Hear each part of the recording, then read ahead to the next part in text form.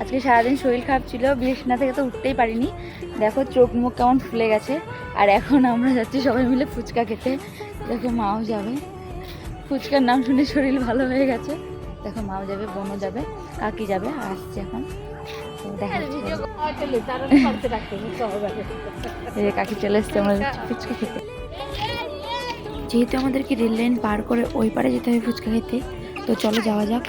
আর ফুচকাওয়ালা আমাদের এসেছিল ডাকতে, যেহেতু ক্যামেরা ধরার কেউ নেই, তো ফুচকা খেতে খেতে তো ক্যামেরা ধরতে পারবো না।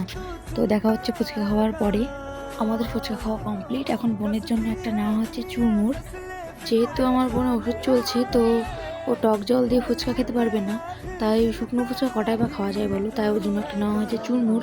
আর এখানে দেখো পুচকিটা চুরমুর খেয়ে ঝাল লেগে গেছে, তাই এখন বলছে জল খাবো। তোমার ঝাল লেগেছে কেমন ভাবে? আজকের ভিডিওটা শেষ করছি এখানেই। দেখা হচ্ছে অন্য কোনো ভিডিও। তখন সবাই সুস্থ থাকো।